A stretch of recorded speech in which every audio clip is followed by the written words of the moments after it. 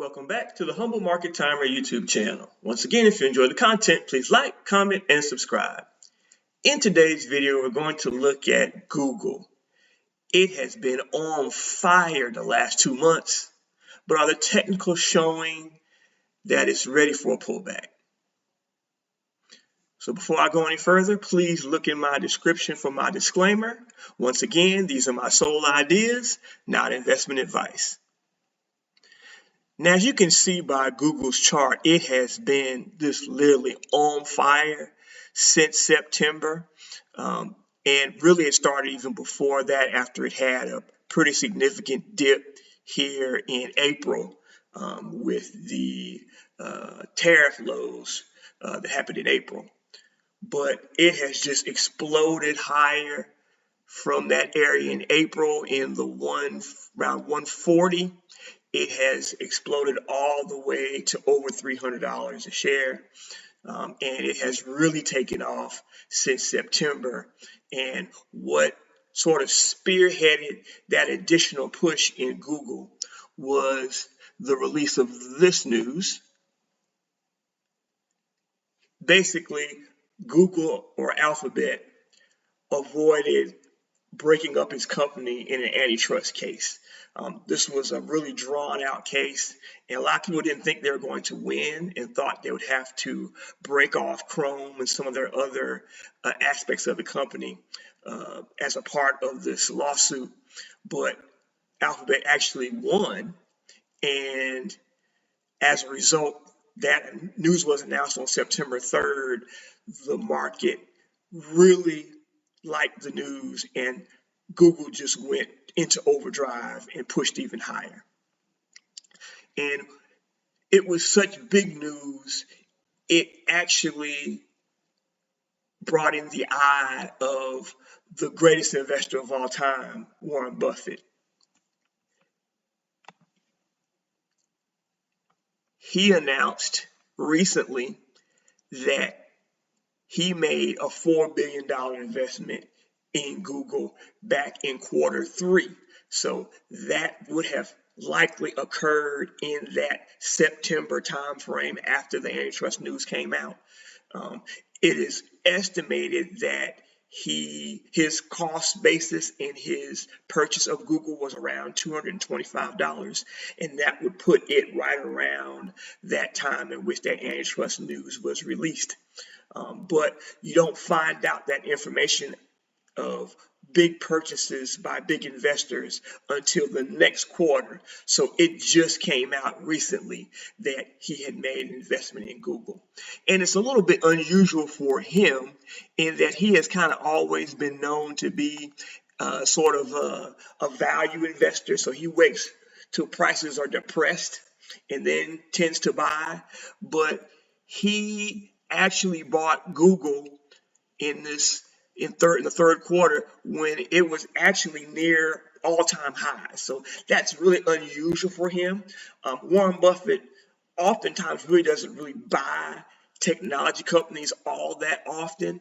He's a sort of a meat and potatoes kind of guy, so he likes energy and the staples. But he kind of broke rank when he made his purchase of Apple back in 2016, and that proved to be one of his greatest investments in his career. And then he has now purchased Google, or Alphabet, in Q3, and as of right now, he's up about 40% already within about 2 months on that investment in Google. So more great news for Alphabet or Google, but the positive news just keeps rolling for Google. You can see here they have back in late October, they announced a deal with Anthropic, which is one of those up and coming AI chat companies to kind of compete with the OpenAIs and the Perplexities. Anthropic is right in the midst of that group. Google announced a deal with Anthropic. Shortly after that, they announced that they were going to be, they're considering investing even more in Anthropic. I believe they've invested about $8 billion in Anthropic already. But this is very shrewd by Google. What Google is doing is they're investing in the companies that they know will be big winners in the future, and they're leveraging their initial investment in the companies to have them purchase their TPCU units, which are going to be the processors that are going to be sort of competing with what NVIDIA has come up with their chips. So Google is really being shrewd in positioning themselves with other major companies to funnel future money into their company with them buying their product. It doesn't just stop with Anthropic. It also happened with Meta.